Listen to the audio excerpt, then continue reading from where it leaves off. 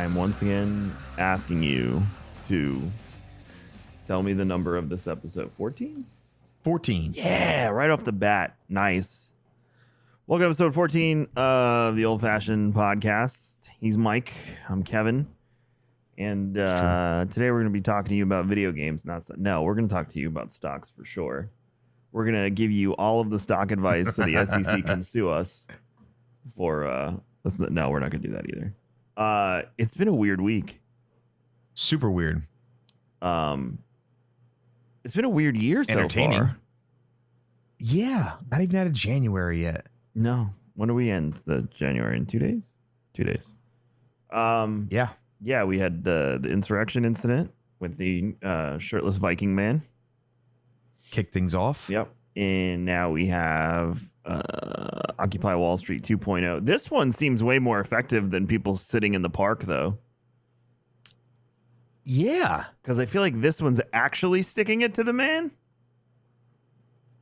Several of them. Since we have billionaires on Twitter crying that they have to pay higher taxes on capital gains. Oh my gosh. Seeing these guys get on and trying to gain sympathy. It's hilarious. It's hilarious. I'll give them this. They got huge sets of balls on them to be able to do that. Massive balls. Bronzed balls. No, it's been crazy. I reactivated my Robinhood account the day that they were still the hero, and then by the time I got full access to it again, they were the villain. But I'm still trading on Robinhood because anything else is going to take days. Not even an anti-hero, they're just a villain. No. But the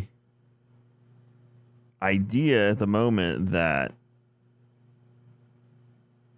Robinhood is screwing with the market because of their corporate overlords is hilarious.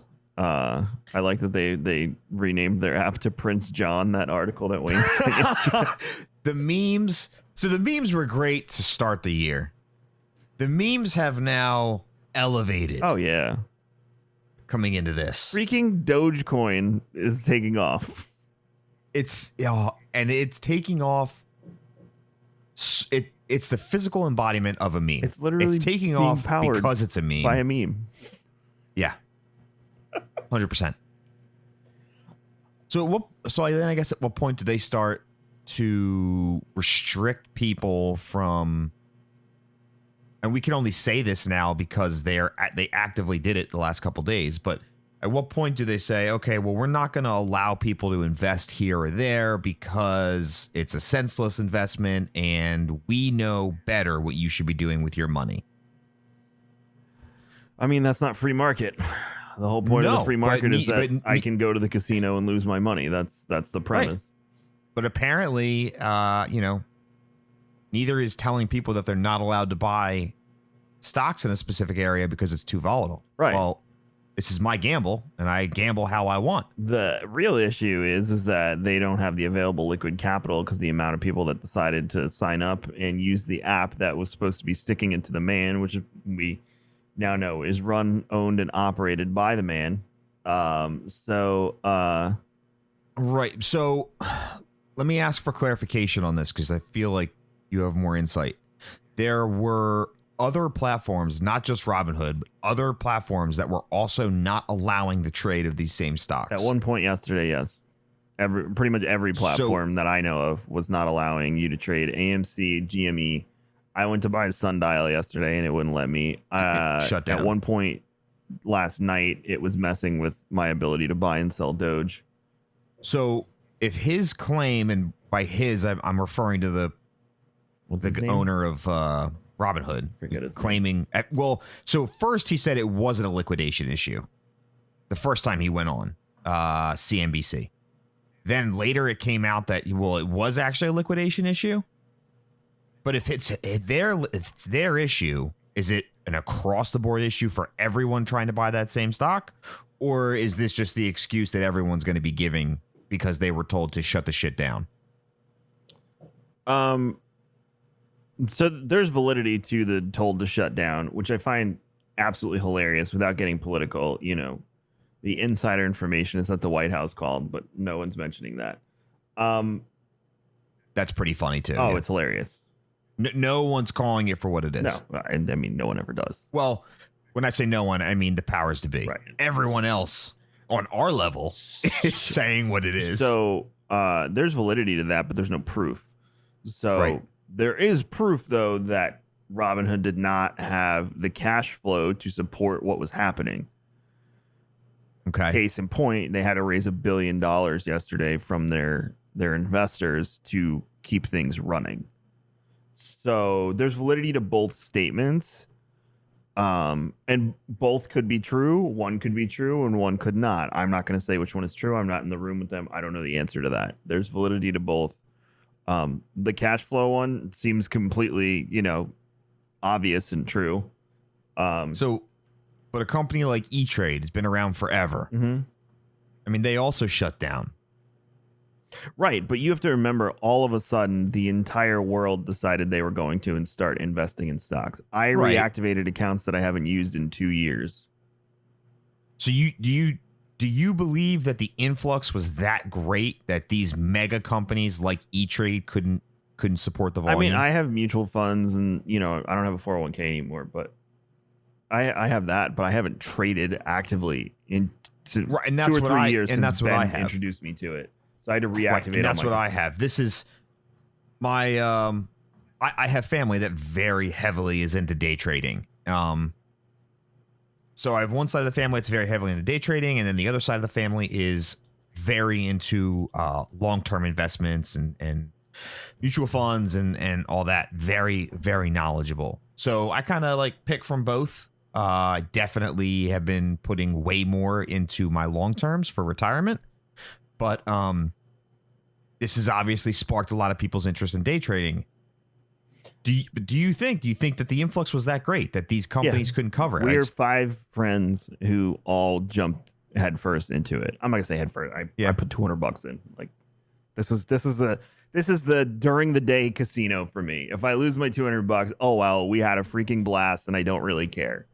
Right. I don't think I'm going to lose my $200 because it was a I'm following $200 trends. for a day full of memes and conversation. Right, but even still, the way Reddit is doing this, and now it's not just Reddit anymore. It is these, celebrities, and there are moguls and billionaires that are against, quote unquote, the man, that are having fun messing with them, because this is what the hedge funds do. This is how they operate. This is how they manipulate the market. Right. So with that, we are seeing the reversal of the roles. No, Reddit isn't doing anything illegal. They're just playing the game and throwing it back at the people that have manipulated it for years. That's why I made the joke on Twitter yesterday that go tell junior high school Kevin that almost 40-year-old Kevin is being super punk rock by day trading. Super punk rock. Because it is. You're sticking it to the man. We are manipulating, as a people, manipulating the stock market in a way they can't capitalize. For years. Yeah, and they've been doing for years. Elon had a really good tweet where he's like, you can't sell a car you don't own, you can't sell a house you don't own, but you can sell stocks that you don't own, ? Yep. That's a solid tweet. That's a good point. And all of a sudden, the layman, the basic bitch people, us, the day-to-dayers, were let in on this secret, and it's not okay. To me, so it's fun to kind of get into this world. There's a lot of opportunity. Right now, the market is kind of flooded, so it might not be the best time to get into it as a hobby. But the big picture, the overreaching story here is what's super interesting. Now, with everything that's happened, and we've seen letters to the DOJ from congressmen, we've seen all this shit coming out. Obviously, lots of anger, people pointing fingers, Dave Portnoy going hard in the fucking paint on it. I love it.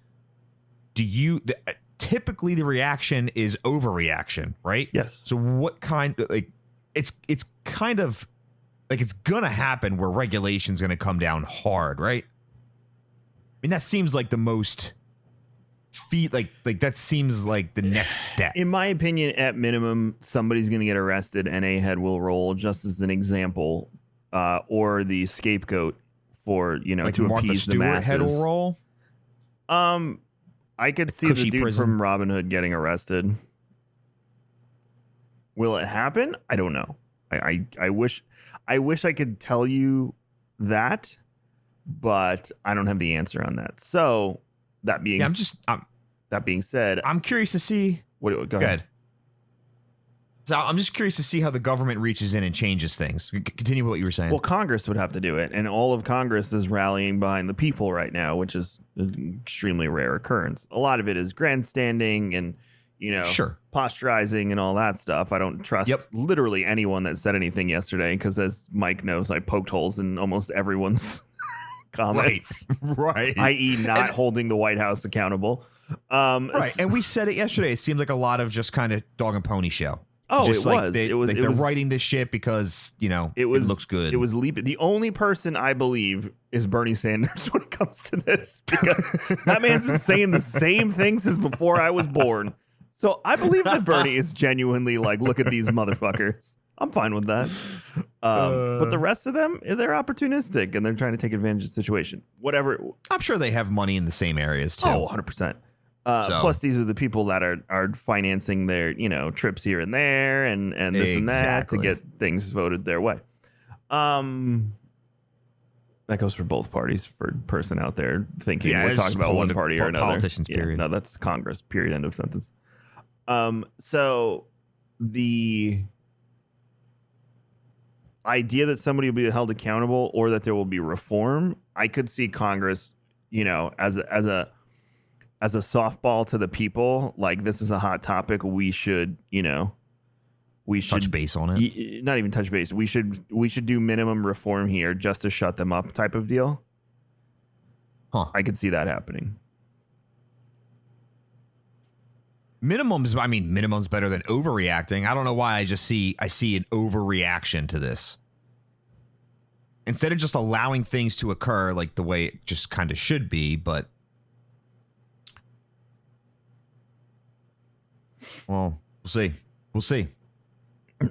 I don't know. Well, we'll find out what happens. We're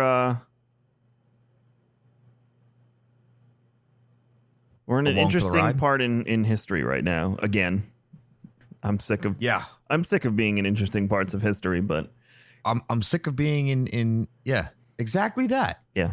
I would just like some regular days where I can go to Disney World or something instead of constantly being a part of historical events. You pretty summed it up. Tired of being involved in historical events. Some of the historical events that have taken place have been very good for people.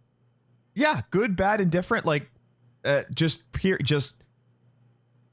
tired. Others have not. Yeah, most have not. Just in general, it's just every day, waking up to see the news. It's just like, well, I've enjoyed the news the last 3 days. I normally hate the news and the media, depending on who you're watching, because if you watch certain channels, my God, your blood will boil. I've just been channel surfing through the news as I'm sitting at work and leaving stuff on with interviews. And when they interview these rich people, I am just that's what I mean. I'm laughing hysterically to myself. Oh, but seeing that old dude like cry, borderline cry. Leon something, I can't remember his last name. Like the super boomer. Yeah, him. That was old too. God. That was from like a year or two ago. Oh, really? It's not even related. He was the one yelling and called it bullshit that other people were able to manipulate the market. Could you imagine having that point of view? Could you imagine being that person and thinking that? If you've controlled the market for X amount of years, yeah, I could imagine some old crusty white dude being like, but what a shit take. Like, I'm allowed to do this, but you're not. It shows you how detached they are from reality. Yeah. They don't understand the plights of people right now. If you go into this situation where you have to, go home, or the guy looked like he was in his office anyway, so it's what it is. But where your business might be taking a hit, whatever it may be, these people have millions upon millions upon millions. This guy has billions. to back him up through this time. Yeah. Other people are waiting on a check from the government so they can buy their kids food. Well, like to have that take during now, like read the room. When the market has made people so much money right now through COVID, so people have gotten filthy rich off of COVID. So, to have that state of mind, like you said, where people here are just trying to figure out, they lost their jobs, trying to figure out how to go, day to day, let alone week to week. Like that's a sick mindset. Yeah. It's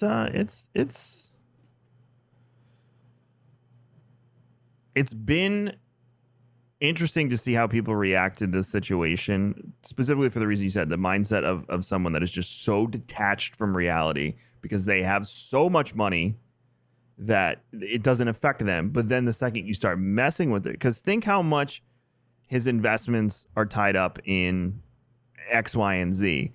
So now when we all start manipulating the market as people,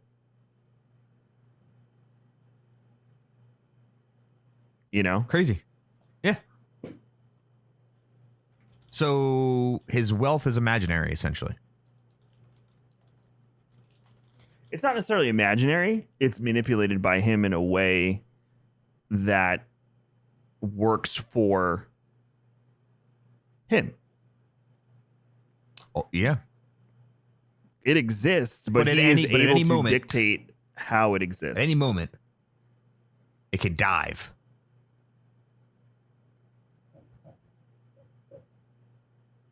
I wonder how popular this stays.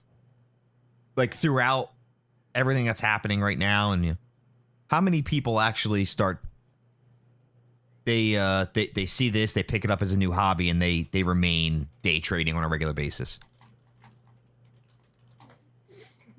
I had thought about it like last year. Like, man, when I'm semi-retired, it'd be fun to day trade, but I guess I just mentally am working now. I'm here, so it's like, all right. It is a lot of screen time. I'll play with the funny money. It's a lot of screen time if you're obsessed, which it's easy to get obsessed. Yeah. If you just put your phone down and walk away and, let it ride. Also, that's if you're short selling. Right. If you're just waiting for it to rise.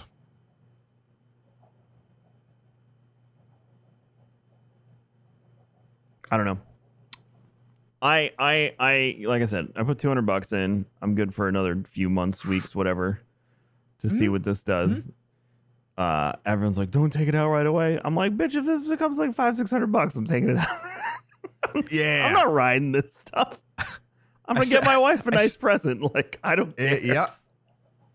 I set my expectations at X. When it reaches X, pull the trigger. Pete's like, hold on to that AMC because after COVID, I'm like, dude, I ain't holding on to it for that long. That's probably like the dumbest thing to do, but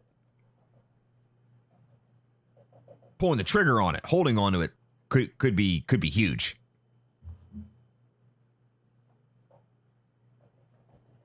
That's if you value. That's if the value of theaters are still there when we come out of this. I mean, it's $20 to watch a newly released video in the comfort of your own home now. It would cost me more. We talked about it. The movies will not come back the way they will. I do think Pete is right. There will be a resurgence of sorts of people that want to get out of the house and watch a movie. But the long-term effect, could be that. I think the basic movie theater experience is done. That doesn't mean that AMC couldn't reinvent its brick and mortar. It could reinvent it to like what you and I think is a higher value, which is like a movie tavern type deal. I agree. But we'll see if they do that. I doubt they will. They would have to get capital investment to do that at this point because they've probably taken such a hard hit. And I don't think anyone, I won't say anyone because there are people that are willing, but somebody's got to be willing to take that gamble. Yeah, yeah. I mean, some of these movie tavern places are still few and far in between. They're not like as accessible as what like a regular movie theater was. So There might still be room for another company or two to come in and start filling that in certain places.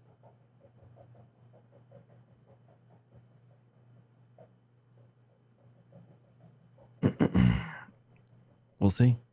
We'll see. What else is going on in the world? So I tried ESO last night. You played ESO before, no? Yeah, no, I updated it and booted it back up again, and I ran around for like 45 minutes, and I really didn't know what I was doing. What level did you get to? I don't even think I leveled up. I just ran around, and I was like, talk to this person, and then I saw like these icons pop up on carts, like 3 different carts. Mm-hmm. I kept clicking the cart, thinking it was somewhere I had to go. Nope. It's just telling me that I could travel to a certain area. Were you still in elsewhere? Yes. Okay.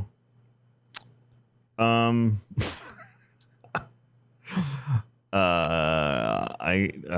could try and make some time and log on and run around with you. Oh, maybe one night we'll turn it into a thing. But I was just like, I also took your advice and plugged my controller in. What'd you think? I've been using keyboard and mouse now for it again. So I don't mind it, and I get the kind of like the action-based combat. I still prefer the precision of the mouse. Yeah. Is like it is comfortable because I kick back on my desk, rock back in my chair, and I had the controller there. And they definitely made the interface very easy. It's very simple to use. I still don't know how to mount on it, so that's kind of weird. I don't know how to mount with the controller. But I forget. It's a weird button. I can't remember what button it is. I pressed everything and I couldn't figure out his. It's Yeah. probably like double tap this whole. It's like Morse code on the controller to get it to work. Yeah. But it wasn't a terrible experience. Ooh. However, I think we lost Kevin. Sorry about that. There he is. It wasn't a terrible experience, but I still prefer the precision of mouse and keyboard. I went back to mouse and keyboard, but the option to play it on Stadia with a controller is very nice. To just lay back and do the thing. I feel more engaged with mouse and keyboard. I don't know why.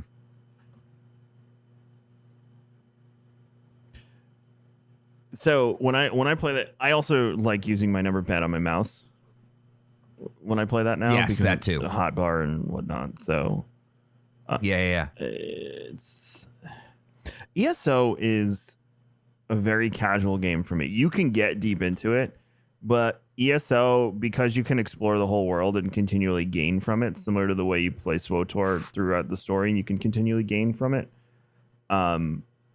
I think that's what makes it super cash for me. WoW, on the other hand, you hit a point where you have to complete endgame, and it's doing endgame stuff. You can't go back and do other stuff. I personally, at this stage of my gaming career, enjoy the open concept more than I enjoy the linear.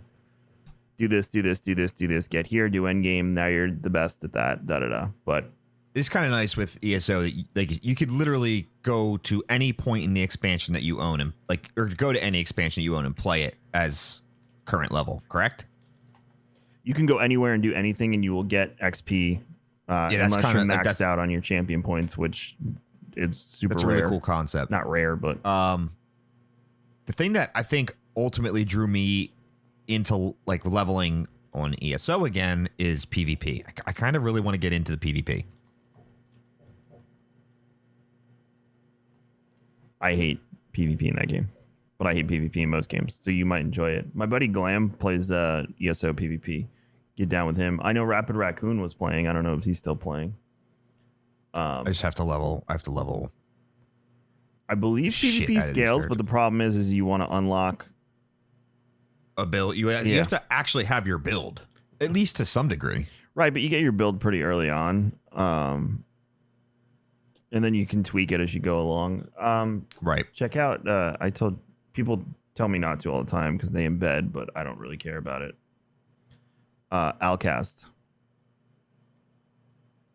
What's that? ALCAST.HQ.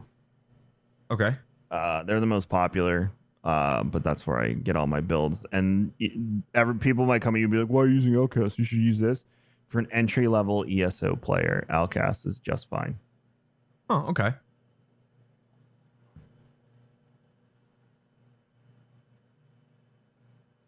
Yeah. So use that. I have all my builds because I do solo builds. Yeah, that seems the most Gives you healing beneficial abilities at that point, and then you can run around the world and not die. All right. But yeah, I haven't played too much of MMOs lately. I've been playing. I finished Watch Dogs. I told you that last week. I played a little bit of Valhalla this week.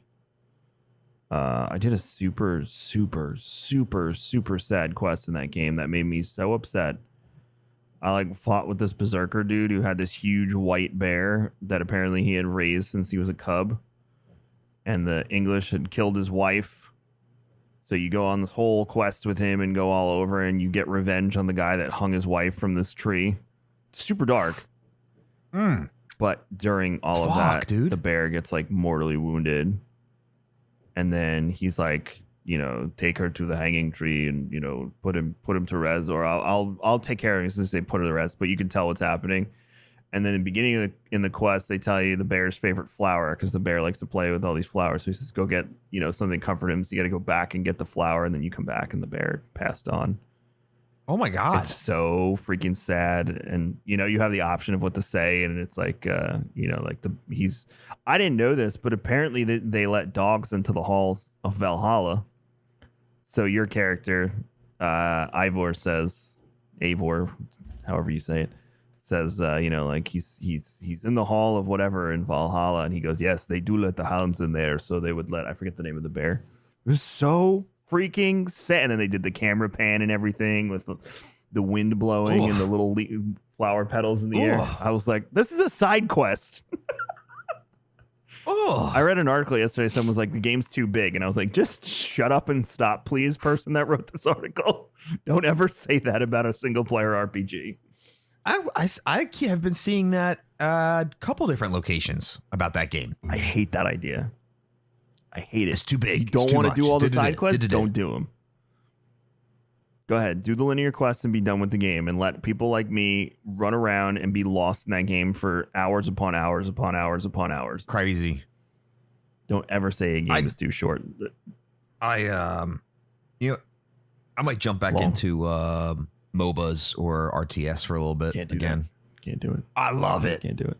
I'd play Command and Conquer Remastered. That's about as our Star Wars Age of Empires? You're Age of Empires guy, though. No, that's Wayne.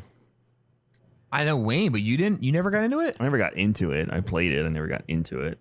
I was Command and Conquer, Battle for Middle Earth, Lord of the Rings, Star Wars Empire at War. Those were my main RT. There was a few Dune. I played the Dune RTS for a while. There were some others in there.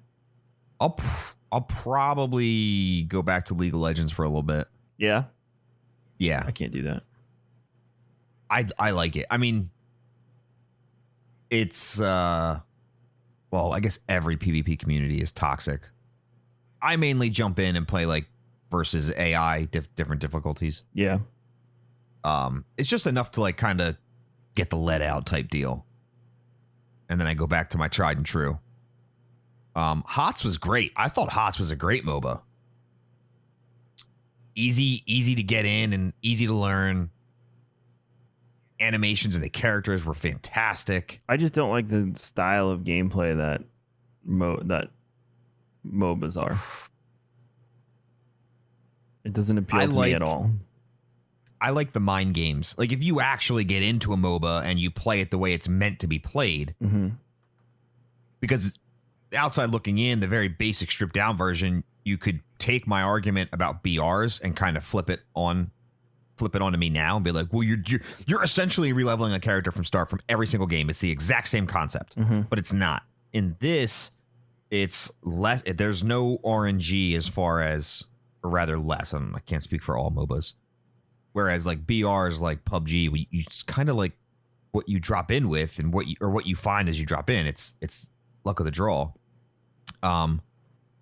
With MOBAs, the idea is you pick your lane or whatever lane you're assigned to based on your character, and your build should grow and develop based off of the enemy you're fighting in your lane. So if my enemy is dealing magic damage with, I don't know, penetration or something like that, well, my build should reflect what I'm fighting against. So the idea is to kind of combat what you're fighting against and then also anticipate where they're going with their build. So you have to know your build and their build, be strategic about it, and then also you have to be a pretty good tactician. Yeah, no, I'm good. So for me, it's just getting in on that is like, but that's also why, because I don't want to put that much thought into it, I kind of go through and I find like basically BIS builds and I just fight against AI. It's just fun. I enjoyed my time in Hitman 3 the other night. Yeah, how was it? It was fun. It's basically a continuation of 2, which I loved. You could port your 2 progress over, right? Or something like that? You can port your 2 progress over and it'll That's cool. I like that a lot. Because 3 includes 1 and 2 in the game. So if you've never played 1 and 2, really cool. You get it with 3. Anyway, so Who develops Hitman? They're making a GoldenEye game, whoever the studio is. What? Yeah. So I don't know. It's really, really cool to see Hitman. You just get put in all these funny scenarios, and you constantly save to try and manipulate. The game's designed to do that. It's not like you're hacking or anything. It's designed for you to save at different points and then try different things, because there's hundreds of ways to complete missions and to murder them and stuff like that. So I got the. What did I do to the first guy? Oh, I poisoned his drink, and I thought the poison would kill him, and then everyone was like, "No, that just puts him in the bathroom." So I'm like, "Oh, I gotta get in the bathroom." So I'm dressed as like a waiter from the place or servant. And I go outside, and then the head servant's outside, and he's like, "Hey, you, come here." I'm like, "Oh, come on. I'm just trying to get to the bathroom so I can drown the guy in the toilet." And I died what there. What a way to go. So then I waited until the head guy was turned around, and I casually went in the bathroom. And then while the guy was puking in the toilet, I had to kill the waiter that was in the bathroom with him, shove him in the basket next to it, then grab the guy's head and hold him down in the toilet while I gave him a swirly. Okay. And then casually walk out. And then everyone's like, "You didn't hide the body in the basket." I was like, "Son of a bitch, I didn't." And then I'm walking down the stairs and they found the body, and I'm like, "Oh." Fail. It's just fun. And then the other guy was supposed to be his bodyguard, so I had to. There was the bodyguard he was supposed to get was late, so I had to go find that guy, knock him out, throw him in a bathroom. I put him on top of some other guy, and get the paperwork from somebody else that they had for him. So I got that, go upstairs, meet the guy I'm the bodyguard for. He's a complete tool and an asshole. We go up to the roof. He's like, "My father always told me whoever could handle a knife could handle a gun even better." And they have these moving targets he wants me to throw knives at. So I throw the knives at him. And then the other guard that's there, I pick up the knife, throw it at him, and then throw it at the other guy. Okay. And then chat's like, "No, if you wait, the guy will go back inside, and then you can just knife the one guy and he'll fall off the roof." And I was like, "Oh, okay." So reload. Other guard goes. So that's what it is. So like you saved before you started that instance. Yeah, because you get the less people you kill, the more points you get. Okay. That's kind of how the missions work. You want to, because think about being a hitman. You don't want to kill anyone else. So, and you can knock people out. You don't have to kill them, but you still do. The more suave you do it, and the less damage you cause to like basically other people and property. Innocent bystanders. Right. You're not supposed to get anybody else. And even if you knock them out, you lose points, but not as much as if you pop them in the head. So you just kind of wait and roll with that. But yeah, it was pretty funny. I haven't played a Hitman game in a very long time. Don't you have my Epic login? No. I'll give it to you. You can play it. Not Epic. You can play that in Godfall. Yes. I forget what platform the last Hitman I played. Well, they restarted the series a few years back because there's the old Hitman games. But I'm like, It was way back the last time I played. I just remember something about a meat locker and a hook. There's I vaguely remember that. Speaking of Meat Locker, there was a streamer who took every NPC in one of the levels and put them all in a meat locker. Did he fail? No, he did it. Oh, that's a passing hit. Every NPC in the level was put into the meat locker. Oh my God. Hours apparently it took. They're tracking this data. Am I right? Like there was articles about it. It was a big deal. I thought that was hilarious. Do you log into Epic every day and get the free game?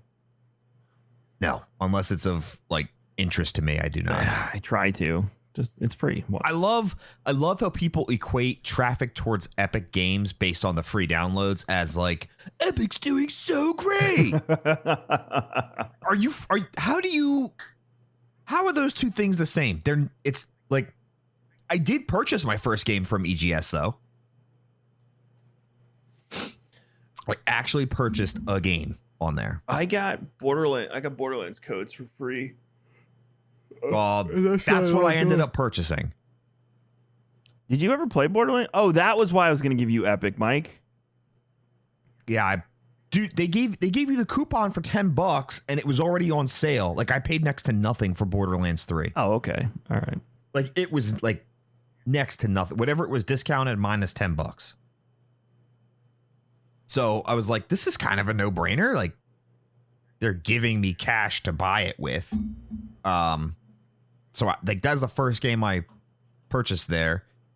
But honestly, saying like, oh, the EGS has this much traffic, doing so good. If you offer a free game, that's great. That's awesome. Consumers love free shit. Yeah. Free games are great. Like there's nothing wrong with that. I'm excited by that. I will jump on and download that. I think I have Troy. Like I have Troy on there. When GTA was free, I got that. Like that was huge. Shit like that. That's fantastic. Wouldn't knock anybody for doing that. But to say that EGS is doing so awesome that it's not the same thing. People are going to people are going to be opportunistic about it if you're offering a free game. Come on. Don't disagree. Free games are not free, but packaged games are the future anyway. Game Pass is seeing to that. Twitter account made that leap, and I was like, dude, stop. Oh, I just saw someone in a Hitman scene on Twitter, and you're a masseuse, and you get the option while you're massaging him to snap his neck. They put you in the best scenarios in that game, dude. That's a no-brainer. That's absolutely the best scenarios. I love it. I want to finish Valhalla. I think that's my next goal, and then I'll go back to Cyberpunk. I honestly enjoyed Cyberpunk. It had a few bugs for me, but I'm like I think 13 or 14 hours into it, and I'm playing it on console, and I'm still enjoying it. Yeah, you're a Richie Rich with a next gen console, sir. Yeah, bud, because I pre-ordered it. Yeah, and used the same internet that you do, Michael, to pre-order it. Look at me with my rich internet. Yeah, no, your streamer privilege. You got in there quick. They actually boosted your internet service and throttled mine so that you could get it first. Yeah, that makes sense. We're 1,100 miles away from each other. It happens. 100%. It happens. Mike knows. What the hell was I gonna?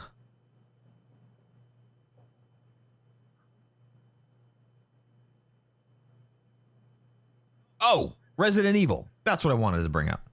Oh, I watched the trailer and the gameplay trailer. So it's a continuation of the story from the last one where you were like in the woods or the shack or whatever it was.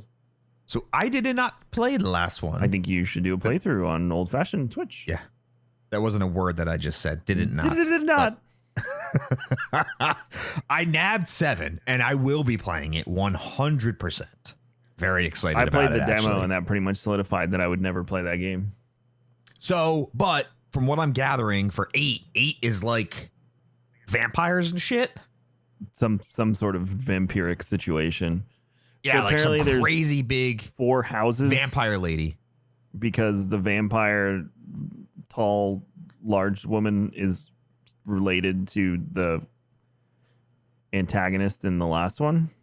Oh, for real? I didn't even look at the timeline for this. I watched the video on it because the lore part intrigues me, but Where's this video? I have to watch it. I don't know, on the internet somewhere, the one that's getting All right. throttled for you. So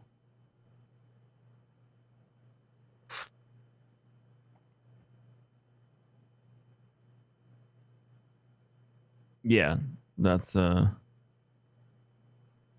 looks like great. They have the versus mode, the multiplayer coming. Mm-hmm. I'm interested in. Everyone says every time they try to put in multiplayer, it sucks. So I don't know.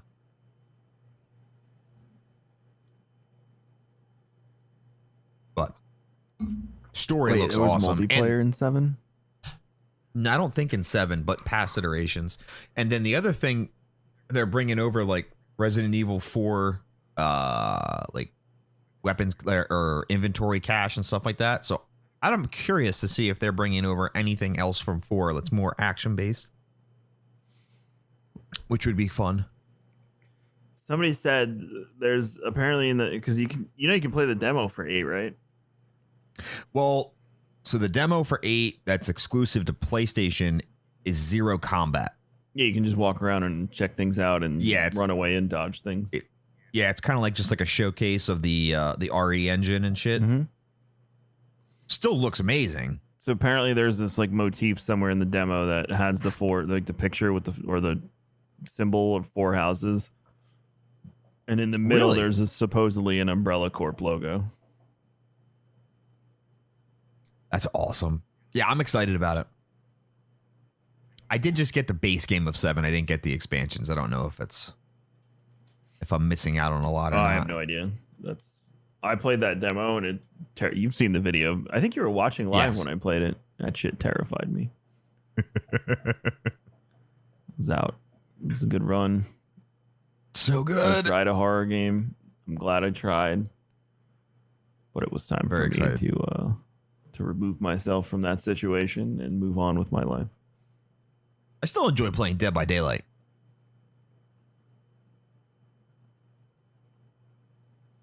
Didn't they just add a new killer? Mm-hmm. I feel like every so many months they add a new killer. Well, they have to, because technically it's a game as service. Drive sales. Yeah. I saw the Outriders gear thing. I sent it to you. Yeah. You were excited that there were gear sets. I'm excited there's gear sets. Everyone who gets angry every time we trash on Destiny, if you want, like, I don't really feel like we trash. Like, I have our issues that we kind of always talk about, but for real, did Destiny ever implement actual sets? I don't. Well, I don't know if the newer stuff makes you gives you power bonuses. I don't think it does. Yeah. And when I say sets, I don't mean like, well, these, like, this gear is like the raid gear. I don't mean that. I mean like items with set bonuses. The more you have of that gear variety or that gear set will have stacking benefits. Yeah, I don't think so. I haven't played Destiny in God knows how long. So people have been asking for that for a while, right? I mean, I know we've been talking about it for forever. I don't think Outriders is going to be a Destiny killer. It's not. I think the biggest thing been Outriders, a Destiny killer. No. Just like everyone jokes about every new MMO coming out going to be a WoW killer. It's just not. Yeah. This is not going to be a Destiny killer, so Destiny fanboys, please chill the fuck out when people are excited about this new shooting game. It's not to attack Destiny, it's just because it's something new. It's okay. What Outriders has to do right, though, is they have to nail the gunplay. Have to nail that.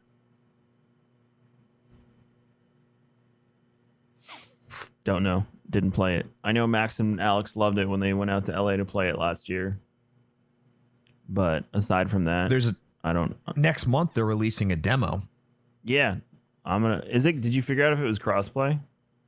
I did not, but I can tell you that your progression in the demo follows through into your retail version. Oh, that's interesting. Yes. Well, so I'm getting it on console, so I am a console gamer. Here you go. Yes, Outriders will fully support crossplay, meaning you will be able to explore Enoch, any of your friends on any other platform. You play Outriders start to finish with friends, regardless of what system they own. Boom. Well, I guess we're so playing together. So you could be on the... What's that? I guess we're playing together. Yeah, I was gonna say, you could be on the comfy couch. I'll be here, and we can go through Enoch apparently together. Pete, I think Pete's gonna try it too, probably.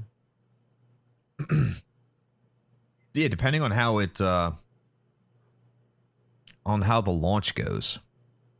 The classes look interesting, I will say that, and it looks more like really power fantasy. You're just going to scale to absurd. If they do it the way I'm hoping they do it, the way they Diablo 3 basically, you just get stupid fucking powerful to the point where you decimate all. I think that would be really fun.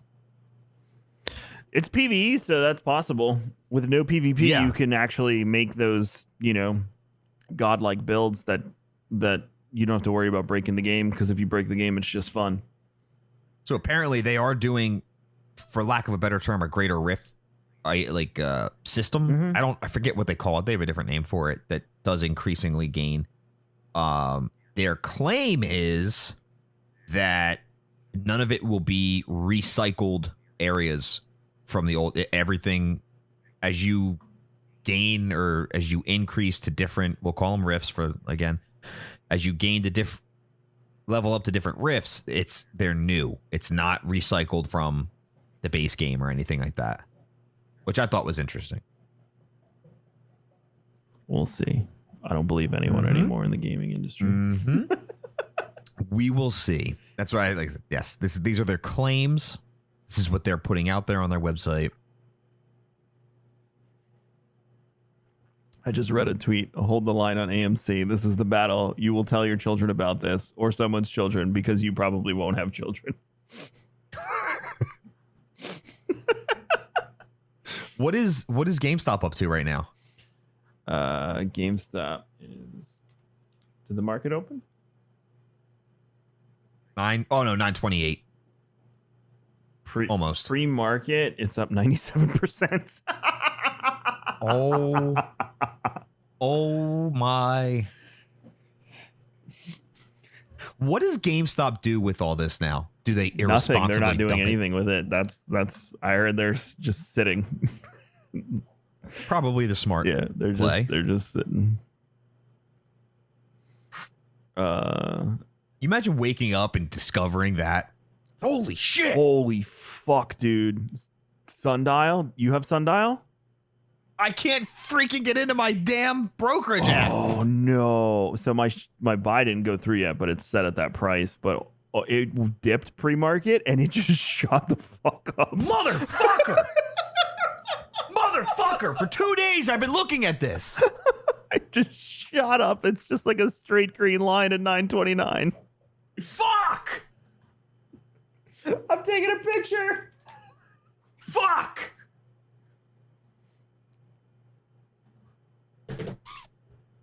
Fuck you, Robinhood. Motherfuckers. Oh, wait, I think it dipped back down. Hold on. No, it didn't. This is literally the closest we're all going to get to going to a casino for probably at least a year. You know what? I'm good with it though. It doesn't bother me at all. If I lose it, I don't care. This is fun. I'm not betting big freaking. No. Not putting my kids' college funds on the line here. This is good. And there's an opportunity for it to go back, ride it back up. Whereas you go to the casino, man, you just, you put it all on 23 red or some shit, and it's just gone. There's no riding it back up. No. At least for this, you can. That's what Rob last night. Should I sell? I'm like, Rob, ride the wave, bud. Ride the wave. Ride the lightning. Ooh, yeah. Apparently, Doge. Everyone is saying play Doge long term.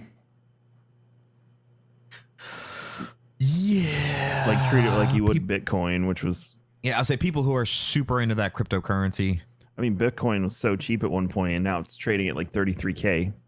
Yeah, you're absolutely right. Mike, don't look at Sundial. How many aside, and forgive me for, Bitcoin is not something I'm incredibly well versed in at all. How many other currencies aside from Bitcoin have taken off like that? I don't think there is another one that's taken off like Bitcoin. There's cryptocurrencies that you can watch that, like Ethereum and Litecoin, and you can go after stuff like that, but nothing did what Bitcoin did. Okay. So Dogecoin is funny because it can be completely manipulated into doing something similar. I mean, the big tipping point right now is for Doge is like $1. If Doge was to hit $1, so many people would make so much money. And then the question is, if Doge is on the, this is where it's like literally a meme. If Doge is on the rise and it hits $1, so many people are going to sell, right? But then how many people are like, what if it's the next Bitcoin, and jump in? Where do these currencies come from? The dark web. I don't know. They're virtual tokens essentially. Okay. So somebody just makes up a name and puts it up there, and they just see who buys in. Yeah. Yeah. Like you could make Mitecoin if you wanted to, if it didn't already exist. That's wild. But you need people to buy Mitecoin. Right. And back it. So. That's wild. What the fuck? Oh, the whole financial market is, it's you're just playing with even the stability of the stock market. You're just playing with fake money, honestly. That's all you're doing. Right. You put your real money into fake money. It's like a microtransaction. You put your real money into fake money and you see what it does. Yeah, with the opportunity of huge return investment. I mean, if I cashed out at this very moment, if I sold everything I have, I'm up $53. I'm okay with that. All right. 25% increase. Yeah, man. It's easier to make $1.25 than it is to make $10 out of $1. There you go. And then you multiply that. This is why I say, like, all right, I was going to do it when I was semi-retired in 5 to 10 years. So maybe I'll just limp into it now and, keep a screen up at work while I do my shit. Right. Bada bing, bada boom. That's not bad. I was while I was sitting this morning, going over different replacements for Robinhood. I was reading a bunch of different articles, and they were like, yeah, actually people have multiple accounts across different E-Trade, Ameritrade, Robinhood, they'll have day trading accounts across all in case one gets a blackout or some shit like that. Mm. So I was like, oh, normal. Plus different ones offer different tools. Some offer better tools, more tools. Others offer cheaper transfers. There's no one, all in one.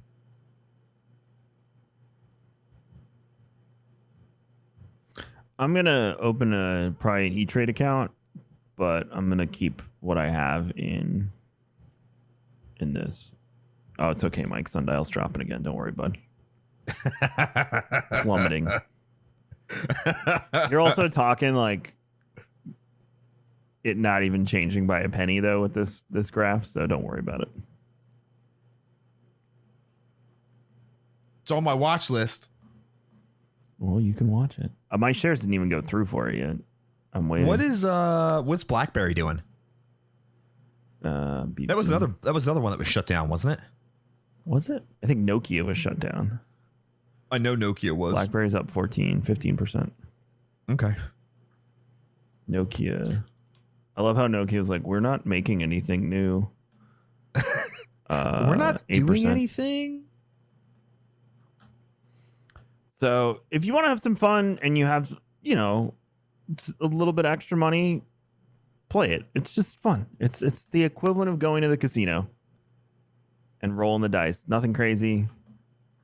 You don't have to put your life savings in. You can put a couple $100 in. You can put $50 in and see what you can do with it. Yeah. Also, don't do it unless you are okay with losing it. Losing it. Yeah. Don't. If you got $50, whatever, you got $100 for meals or whatever for the next week or so. Like, maybe don't do that. Maybe don't. Be smart with it. No, just put it in if it's just sitting there and you got nothing better to do with it, or you're gonna, I don't know, spend it on something stupid that you otherwise could live without or something like that. This has an opportunity to make you money on the back end. And if you do, you should totally invest in Dogecoin and let Daddy Elon take you to the moon.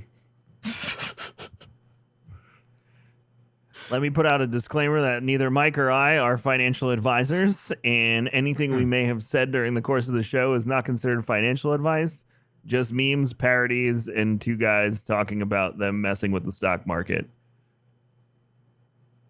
Yeah. Good. Now we can't get in trouble with the SEC. Okay. I was going to say, I feel like the only sound advice we gave is maybe don't spend money you don't have. Yeah, I'll stick to that too. I'm okay with it. Yeah. All right. Thank you so much for listening to episode 14 of the Old Fashioned Podcast. We talked about video games. We talked about memes. We talked about the stock market. And I guess we'll talk about other things next week when Mike and I return. But we appreciate your time. Head over to patreon.com/raredrop to check out all the cool things that are going on there. You can support shows like this and shows across the network with your Patreon support. You can also head on over to kingscoastcoffee.com. There's something brewing there in the next few weeks. And that's it. That's all I'm promoting today. You all have yourselves a fantastic day. And Mike and I will see you next week. See you on the moon. Daddy Elon, take me to the moon!